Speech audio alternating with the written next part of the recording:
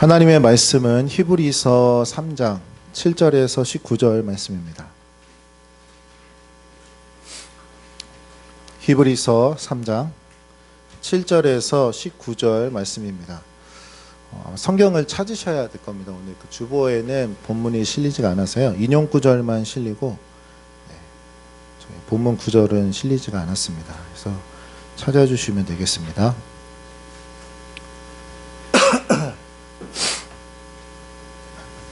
히브리서 3장 7절에서 19절까지 말씀 우리 한 절씩 교독하겠습니다. 그러므로 성령이 이르신 바와 같이 오늘 너희가 그의 음성을 듣거든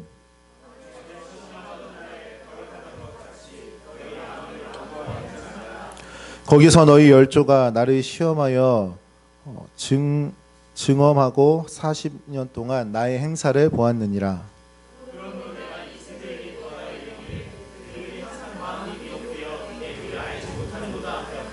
내가 노하여 맹세한 바와 같이 그들은 내 안식에 들어오지 못하리라 하였느니라.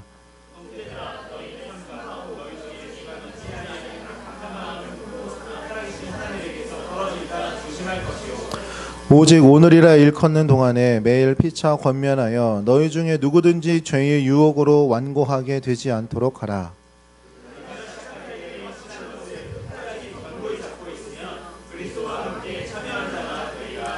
성경에 일렀으되 오늘 너희가 그의 음성을 듣거든 경노하시게 하던 것 같이 너희 마음을 완고하게 하지 말라 하였으니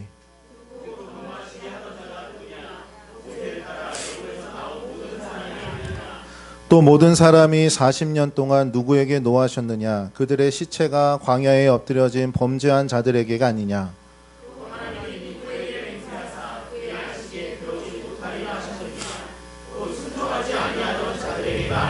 함께 읽겠습니다. 이러보건대 그들이 믿지 아니하므로 능히 들어가지 못한 것이라. 아멘. 오늘은 마음을 완고하게 하지 말라라는 제목으로 우리가 히브리서 말씀을 좀 살펴보고자 합니다. 히브리서에 대한 좀 간단한 내용을 좀 살펴보고 오늘 본문을 보고자 합니다. 히브리서는 이 히브리서를 기록한 저자는 이제 알 수가 없습니다. 그래서 뭐 여러 가지 설은 있어요. 뭐 바울이 썼다, 좀 문체가 바울과 비슷하다, 또 뭐 다른 어떤 저자들 이렇게 주장을 하지만 사실 분명하게 히브리서 저자에 대한 정보는 밝혀지고 있지는 않습니다. 하지만 이 히브리서를 이제 기록한 동기는 이제 유대교에서 회심한 그리스도인들이 이제 다시 그 유대교로 돌아가려는 그러한 모습이 보이니까 이 히브리서 기자가 이제 그들을 향하여서 유대교에 비해서 이 그리스도교가 얼마나 우월한가, 훨씬 더 우월성을 변증해 주면서 그들에게 배교하려는 그들에게 이제 배교의 위험성을 경고하기 위해서 바로 이 히브리서를 기록했습니다. 그래서 이 히브리서에서 드러내고자 하는 강조점은 실체로 오신 그리스도가 이제 구약에 나타난 모형과 그림자에 비해서 비교도 되지 않을 만큼 우월하다라는 점, 바로 그것에 초점을 맞추어서 히브리서는 강조해주고 있습니다.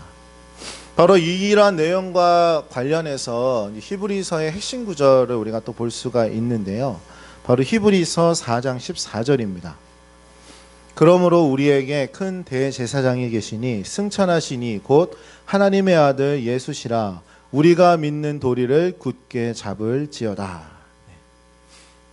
이 구절에서 핵심은 우리에게 큰 대제사장이 있다라는 것입니다. 이 큰 대제사장이 누구신가 하면 바로 우리가 읽었던 14절, 이 4장 14절에서 하나님의 아들 예수시라라고 분명하게 밝혀주고 있습니다. 그리고 또 히브리서에서는 바로 이러한 구약의 모형과 그림자와 비교하면서 이제 표현하는 단어가 있어요. 그게 뭐냐면 더 좋은이라는 표현입니다. 그러니까 더 좋은, 뭐 무엇보다, 그러니까 비교했을 때 구약의 것보다 더 좋은 이란 의미로 이란 더 좋은이라는 표현을 자주 히브리서에서 사용을 하고 있어요. 7장 19절에서는 더 좋은 소망이다라고 기록을 하고 있고, 또 8장 6절에서는 더 좋은 약속, 더 아름다운 직분, 더 좋은 언약의 중보자, 이러한 표현을 사용하고 있습니다. 그리고 또 9장 11절에서는 더 좋은 대제사장, 그리고 23절에서는 더 좋은 재물이라고 바로 이런 더 좋은이라는 표현을 계속해서 좀 사용해주고 있습니다. 그리고 이 더 좋은이라는 표현과 또 함께 또 중요하게 표현되는 것이 단번에라는 표현입니다. 단번에 자신의 몸을 드렸다, 이러한 표현들을 사용하는데, 이것은 이제 구약의 제사장들이 매일매일 제사를 드렸어야 됐잖아요. 그렇게 반복적인, 자주 같은 제사를 반복적으로 계속 드리는 것과 대조되는 표현인 것입니다. 구약에서는 죄 사함을 위해서 매일매일 제사를 드렸던 것이 이제는 예수 그리스도께서 자신의 몸을 단번에 드리셨다라고 표현을 하고 있는 것이죠. 이렇게 히브리서는 그리스도의 우월성을 강조해주고 있습니다. 또 이 히브리서의 구조를 우리가 좀 보게 되면, 히브리서는 먼저 신학적인 어떤 원리를 말씀을 해주고, 그 다음에 그 원리에 입각한 권면의 말씀을 이렇게 서술을 해주고 있는 그러한 구조로 되어 있습니다. 그러니까 원리를 이야기하고 그 원리에 입각한 권면을 이야기해주고 있습니다. 그래서 총 히브리서에서는 4가지의 원리와 4가지 권면이 등장을 하고 있어요. 그래서 1장 전체 내용은 이제 원리적인 이야기라면, 이제 2장 1절에서 4절은 권면의 말씀을, 1장에서 얘기했던 권면의 말씀을 하고 있고, 또 2장 5절에서 3장 6절까지는 원리의 말씀, 그리고 또 3장 7절에서 4장 16절까지는 두 번째 권면을 해줍니다. 그리고 5장 1절에서 10절 또한 원리의 말씀, 그리고 5장 11절에서 6장 20절까지 세 번째 권면의 말씀을 하고 있고요. 마지막으로 7장 1절에서 10장 18절까지가 원리를 이야기해주고, 마지막 10장 19절에서 13장 25절까지 이제 또 네 번째 권면의 말씀을 이렇게 주고 있는 이러한 구조로, 그러니까 원리를 이야기하고 권면을 또한 이야기하는 그러한 구조로 히브리서는 이루어지고 있습니다. 오늘 우리가 함께 읽은 본문은 바로 두 번째 권면에 해당되는 말씀입니다. 그렇다면 이 권면의 말씀 이전에 이 히브리서 기자가 이야기했던 원리의 말씀은 그럼 어떤 내용이었을까요? 앞서 말씀한 원리는 바로 예수님께서 낮아지신 이유와 그 낮아지신 모습으로 오신 그 목적에 대한 그러한 내용을 원리의 말씀으로 히브리서에서는 이야기해주고 있습니다. 그러니까 왜 영광스러운 하나님의 아들이 천사보다 잠깐 못하게 하심을 입으셔야만 했으며, 또한 그렇게 하셔서 행해주신 일이 무엇인지 바로 그러한 원리를 생각해 주면서 예수를 깊이 생각하라라고 히브리서 기자는 이렇게 이야기해 주고 있습니다. 바로 이러한 원리의 말씀을 한 후에 바로 오늘 본문 8절과 같이 그의 음성을 듣거든 완고하게 하지 말라, 너희 마음을 완고하게 하지 말라라고 권면의 말씀을 주고 있는 것이지요. 오늘 이 본문의 권면은 이 히브리서 기자는 바로 시편을 인용하면서 이 권면의 말씀을 하고 있습니다. 그 인용하고 있는 구절은 시편 95편입니다. 시편 95편 7절에서 11절 말씀에 근거해서 이 권면의 말씀을 주고 있는데요. 시편 말씀을 우리가 한번 보도록 하겠습니다. 그는 우리의 하나님이시요 우리는 그가 기르시는 백성이며 그의 손이 돌보시는 양이기 때문이라. 너희가 오늘 그의 음성을 듣거든 너희는 무리바에서와 같이 또 광야의 마사에서 지냈던 날과 같이 너희 마음을 완악하게 하지 말지어다. 그때 너희 조상들이 내가 행한 일을 보고서도 나를 시험하고 조사하였도다. 내가 40년 동안 그 세대로 말미암아 근심하여 이르기를 그들은 마음이 미혹된 백성이라 내 길을 알지 못한다 하였도다. 그러므로 내가 노하여 맹세하기를 그들은 내 안식에 들어오지 못하리라 하였도다. 아멘. 이 인용하고 있는 시편 이 말씀에는 이제 두 가지의 시기가 담겨져 있습니다. 이 두 가지 시기는 무엇인가 하면, 하나는 지금 이 말씀의 내용이라고 할 수 있는 광야 시대, 그러니까 광야 시기를 말하고 있고요. 또 지금 이 광야 시기를 인용하고 있는 시편의 시기, 이 두 시기가 이 시편에서는 지금 등장하고 있습니다.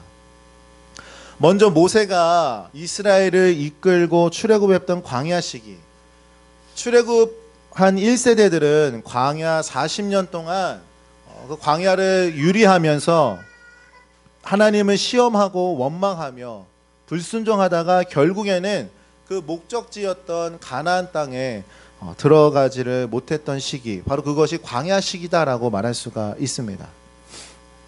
또 두 번째 시편 시기는 바로 이 광야에서 시험하던 때와 같이 너희 마음을 완악하게 하지 말라라고 그렇게 권면을 하고 있는 것이지요. 이 시편 95편에는 다윗의 시라는 표제가 붙어 있진 않습니다. 그렇지만 히브리서 4장 7절에 보게 되면 같은 시편을 인용을 하고 있어요. 그런데 그 4장 7절에서 인용할 때는 다윗의 글이라는 그런 표현을 4장 7절에서 하고 있습니다. 그래서 이 시편 95편은 다윗이 쓴 시로 이렇게 볼 수가 있지요. 그러니까 다윗이 이 시편 95편을 통해서 오늘날 너희가 그의 음성을 듣거든 너희 마음을 완악하게 하지 말라라고 그렇게 다윗이 권면을 하고 있다라는 것입니다. 광야 시대에 하나님께 불순종했던 그 이스라엘 백성의 이야기를 언급하면서 다윗이 우리의 선조들이 그랬던 것처럼 이제 우리가 하나님의 음성을 듣거든 우리는 완악해지지 말자라고 시편 95편에서 그렇게 권면을 했다라는 것이죠. 그럼에도 불구하고 이 구약의 교회는, 바로 이스라엘 백성들은 이 다윗의 이 권면을 명심하고 있지 않다가 결국 성전이 불타고 바벨론의 포로가 되는 그러한 징벌을, 어떻게 보면 조상들이 걸었던 그 전철을 그대로 밟게 된 것입니다. 아까 말씀드렸던 이 히브리서 구조에서 첫 번째 권면은 히브리서 2장부터 나온다라고 말씀을 드렸는데, 첫 번째 권면의 말씀은 무엇인가 하면 말씀을 등한시 여기시는, 등한히 여기는 것에 대한 경고의 권면이라고 말할 수가 있습니다. 그래서 2장 1절에 보시면 그러므로 우리는 들은 것에 더욱 유념함으로 우리가 흘러 떠내려가지 않도록 함이 마땅하니라. 그 천사들을 통하여 하신 말씀이 견고하게 되어 모든 범죄함과 순종하지 아니함이 공정한 보응을 받았거든 우리가 이같이 큰 구원을 등한히 여기면 어찌 그 보응을 피하리요 라고 하면서 이렇게 2장 1절에서 3절까지 제가 지금 읽어드렸는데, 바로 이렇게 말씀을 등한시 여기는 그러한 모습을, 그러한 권면을 등한시 여겨서는 안 된다라는 권면을 하고 있는 것이죠. 그러면서 오늘 본문은 이제 두 번째 권면으로서 마음을 완고하게 하지 말라라는 권면의 말씀을 주고 있습니다. 그런데 이 두 가지의 권면은 사실 따로따로 떨어져 있는 것이 아니에요. 이것은 이 두 가지의 권면은 연관성이 있습니다. 즉 우리가 말씀을 등한시 여기게 되면 결국 그 마음은 완고하게 될 수밖에 없다라는 것입니다. 히브리서 기자는 다윗이 권면한 시편 말씀을 인용을 해서 지금 신앙의 퇴보를 보이고 있는 이 지금 신약교회 성도들에게 이 경고적인 권면의 말씀을 하고 있는 것이지요. 여러분, 이 말씀은 히브리서 당시, 이 히브리서가 쓰여질 당시의 성도들에게만이 아니라 바로 오늘날 지금 우리들에게도 동일하게 권면해주고 있다라는 것을 우리는 반드시 기억해야 할 것입니다. 이 시편을 인용하고 있는 구절은 이제 11절까지 이제 인용을 하고 있고요. 바로 12절 말씀을 보면 바로 믿지 아니함과 악한 마음을 연관해서 히브리서 기자는 이야기해주고 있습니다. 12절 보시면 너희 중에 누가 믿지 아니하는 악한 마음을 품고라고 이렇게 기록을 하고 있는데, 믿지 아니하는 것과 악한 마음을 결부시키고 있는 것이지요. 결국 여러분 신앙이라는 것은 본질적으로 우리 마음의 문제라고 말할 수가 있습니다. 우리는 본래 우리 마음에 하나님을 두기 싫어했던, 그렇게 하나님과 원수되었던 자가 바로 우리들이었습니다. 그랬던 우리가 하나님의 은혜로 말미암아 변화를 받게 된 것이죠. 마치 황무지였던 땅이 생명이 피어나는 푸른 초원으로 바뀐 것처럼 우리는 그렇게 변화가 되었습니다. 그런데 우리가 마음이 완고해진다, 우리의 마음이 완고해진다라는 것은 다시 우리 마음이 황무지로 되돌아가게 된다라는 것을 의미합니다.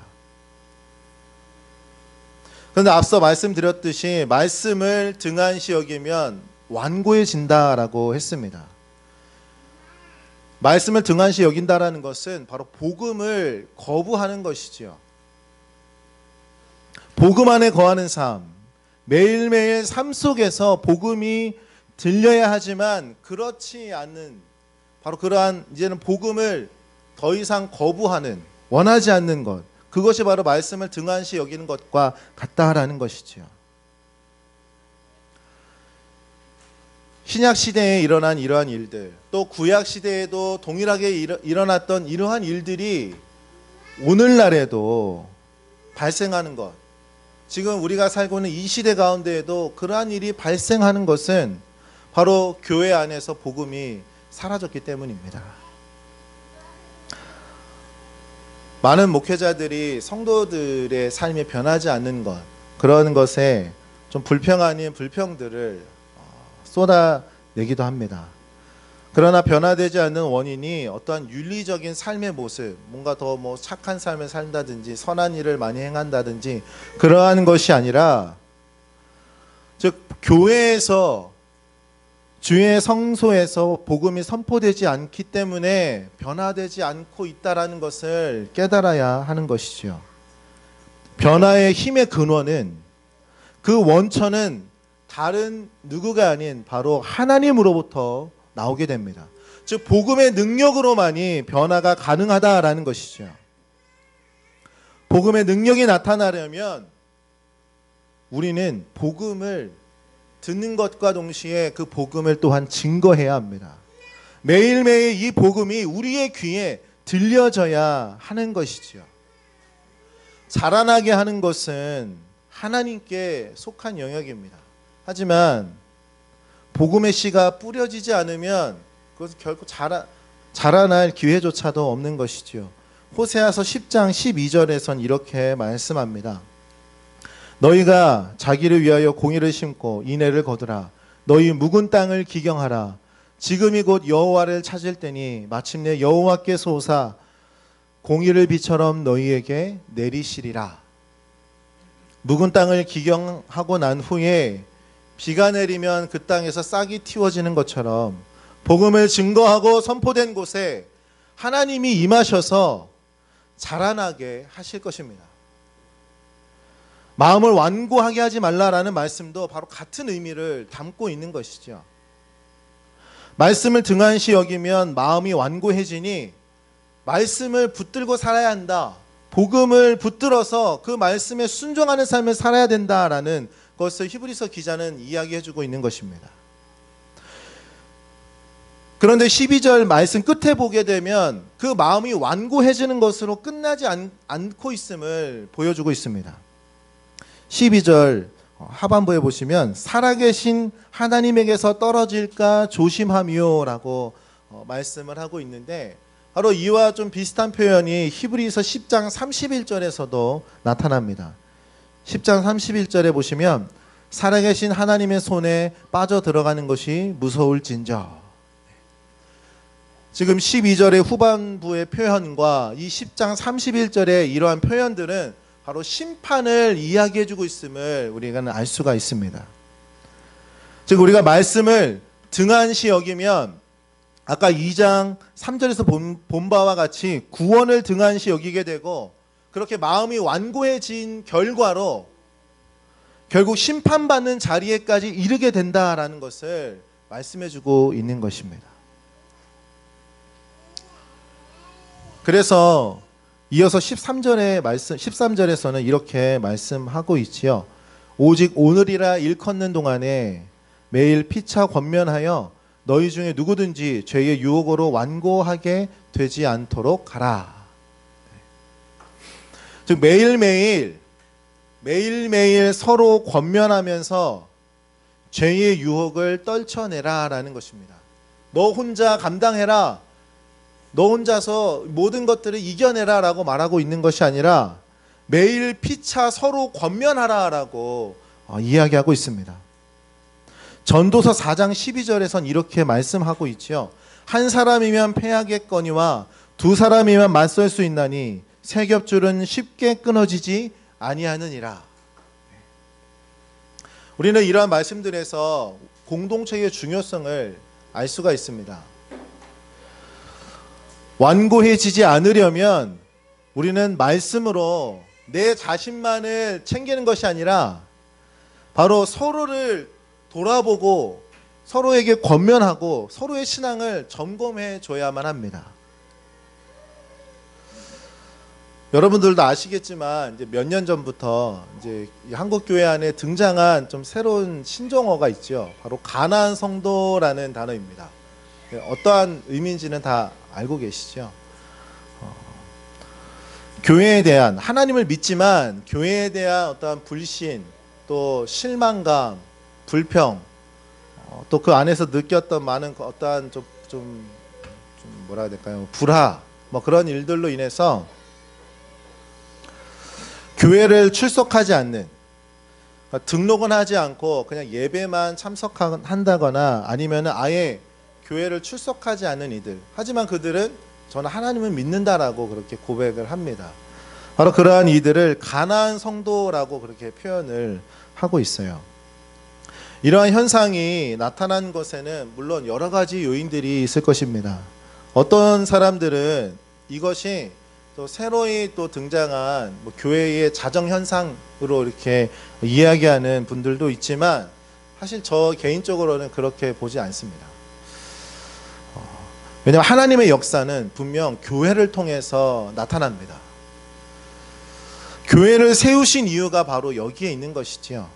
건강한 신앙이 되려면 우리는 오늘 말씀에서 보는 바와 같이 신앙 공동체 안에 속해 있으면서 서로를 격려하고 서로에게 조언하고 또 그 조언을 받아들이는 것이 너무나도 중요합니다. 말씀을 듣고 성도 간에 신앙의 교제를 통해서 신앙은 성숙해질 수가 있기 때문이죠.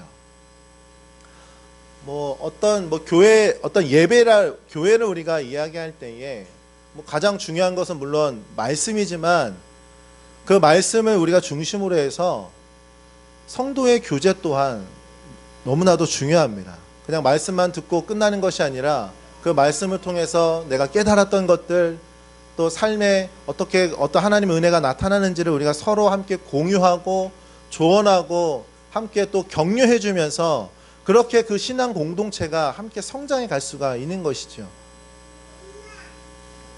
그렇기 때문에 우리가 속한 공동체를 바르게 세우는 것이 중요하고 또 공동체의 일원으로서 개개인이 말씀에 깨어있는 자가 되는 것, 그것이 너무나도 중요합니다. 바로 그렇게 하는 자가 오늘 본문의 14절 말씀과 같이 시작할 때에 확신한 것을 끝까지 견고하게 붙들고 가는 자, 바로 그러한 자가 그리스도와 함께 참여한 자라고 말씀하는데 바로 그러한 자들, 이러한 자의 모습은 서로를 권면하고 서로를 격려해주는 그러한 신앙의 모습을 나타내주게 되는 것입니다. 바로 그러한 자가 영원한 가나안, 영원한 영광에 참여하게 될 것이다 라고 오늘 본문은 이야기해주고 있는 것이죠.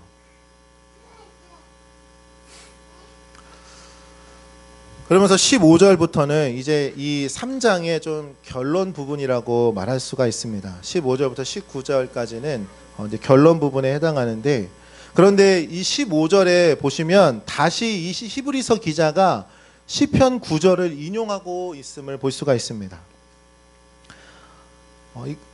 그가 단순히 그냥 반복하는 것이 아니라 바로 16절 이하 말씀을 더 부각시켜주는 역할을 하는 것이 바로 15절의 말씀의 역할입니다. 16절에 보시면 경노하게 하던 자가, 하나님을 경노하게 하던 자가 누구냐? 17절에서 누구에게 노하셨느냐? 18절에서는 누구에게 맹세하셨느냐? 하는 바로 누구라는 단어에 강조점을 두게 합니다. 그러니까 완고하게 하지 말라라고 했는데 누가 그 완고한 마음을 품어서 하나님을 경노하게 하고 안식에 들어오지 못한다라고 말씀하게 하셨는가라는 의미인 것이죠. 그런데 이스라엘이 그렇게 했다라는 그것으로만 끝나는 것이 아니라 바로 너희 자신 또한 돌아보라라는 것입니다. 지금 이 히브리서 기자가 이 구약의 이스라엘 백성들 그 지난 역사를 이야기해 주면서 그냥 단순히 하나님이 그때에 누구에게 노하셨냐, 누구에게 경노하셨냐, 누구에게 안식에 들어오지 못한다라고 말씀하셨냐, 그런데 그게 단순히 우리의 선조들에게만 이야기한 것이 아니라 바로 우리 자신에게도 동일하게 말씀하고 있는 것은 아닌지 우리 자신을, 너희 자신을 돌아보라라고 이야기하는 것이죠. 너 자신도 그러한 상태에 있는 것이 아니냐라고 하면서 바로 듣는 이들의 마음을 찌르는 것입니다. 18절과 19절에 보시면 순종하지 아니하던 자들에게가 아니냐, 이로보건대 그들이 믿지 아니함으로 능히 들어가지 못한 것이다 라고 말씀하면서 바로 그들의 불신앙을 지적해 주고 있습니다. 이 히브리서는 어떤 면에서는 야고보서와 동일하게 좀 순종과 행위를 촉구하고 있는 책이다라고 말할 수가 있습니다. 그래서 성도의 견인교리와 대치되는 듯한 말씀들이 곳곳에 나오죠. 성도의 견인교리는 뭘까요? 성도의 견인교리, 하나님께서 택하신, 구원하시기라고 택한 자는 결국 구원에서 탈락되지 않는 것, 그것이 성도의 견인교리인데, 그런데 바로 그 교리와 대치되는 듯한 말씀들이 히브리서에서 곳곳이 나온다라는 것입니다. 그런데 이것은 이 권면에 강조점을 두었기 때문이지 바로 그 이신득이의 교리를 부정하는 것이 결코 아니다라는 것을 우리는 기억해야 합니다. 18절과 19절에 보시면 아까 안식에 들어가지 못한 것이 순종하지 않았기 때문이다라고 하면서 뭔가 행위적인 것을 강조하는 것처럼 보이지만 19절 말씀해 보시면 이로보건대 그들이 믿지 아니함으로 능히 들어가지 못한 것이다 라고 하면서 구원은 믿음에 있다라는 것을 분명하게 말씀하고 있습니다. 결국 그들은 믿음에 순종이 없어서 들어가지 못한 것이다 라고 말씀해 주고 있는 것이죠. 그럼 믿는다라는 것은 순종을 동반한다라는 것을 우리는 반드시 기억해야 합니다. 그냥 믿는 것으로만 끝나는 것이 아니라 분명한 어떤 작은 변화라도 분명한 어떤 실천적인 삶의 모습이, 변화되는 모습이 함께 동반되어야 된다라는 것이죠.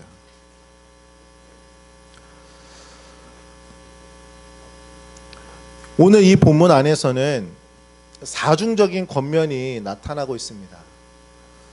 그것이 뭐냐 하면 첫 번째는 이제 광야 시기의 모세 때, 그리고 둘째는 시편을 인용했던 다윗의 때에, 셋째는 지금 히브리서가 쓰여진 때, 그리고 마지막 네 번째는 바로 오늘날 우리들의 때, 이 네 가지 사중적인 권면의 말씀이 오늘 본문의 말씀이라고 볼 수가 있습니다. 오늘 이 말씀은 7절에서 본 바와 같이 성령께서 이르신 바와 같이라고 하면서 성령께서 교회들에게 하시는 말씀, 즉 모든 성도들에게 주시는 말씀이다라고 분명하게 밝혀주고 있습니다. 하지만 이 말씀을 들을 때에 우리들은 그냥 남의 이야기로 치부해버리고 있지는 않습니까? 고린도전서 10장 11절 말씀은 그러한 마음을 품고 있는 우리들에게 경각심을 주고 있습니다. 그들에게 일어난 이런 일은 본보기가 되고 또한 말세를 만난 우리를 깨우치기 위하여 기록되었느니라. 우리를 깨우치기 위해서 성경은 기록되었습니다. 남의 이야기가 아니라 바로 나를 위한 이야기다라는 것입니다. 그렇기 때문에 우리는 이 말씀을 대할 때에 나에게 어떻게 적용이 되는가, 또한 이 성경에서 발견했던 이러한 내용이 내 개인적인 차원을 넘어서 또 우리의 교회, 우리의 공동체 안에 이러한 일이 발생한다면 어떻게 되겠는가라는 그런 영적인 경각심을 우리는 항상 갖고 있어야 합니다. 오늘 본문뿐만이 아니라 우리 성경의 전체의 말씀을 대할 때에 바로 이러한 태도를 분명하게 가져야 되는 것이지요. 과연 나는 어떠한가? 우리의 공동체는 어떠한가? 우리는 제대로 가고 있는가? 이것을 우리는 계속해서 점검해 봐야만 하는 것입니다. 어쩌면 오늘 이 시대는 히브리서의 시대보다 더 마음밭이 완고하게 되어 있지는 않은지 모르겠습니다. 과연 우리들의 시대는 저들 당시보다 더 낫다라고 말할 수 있을까요? 여러분들의 생각은 어떠십니까? 이전보다 죄의 유혹이 많아서 우리의 마음이 완고해지는 것일까요? 아니면 서로를 권면하는 성도 간의 이 수평적인 교제가 이루어지지 않기 때문일까요?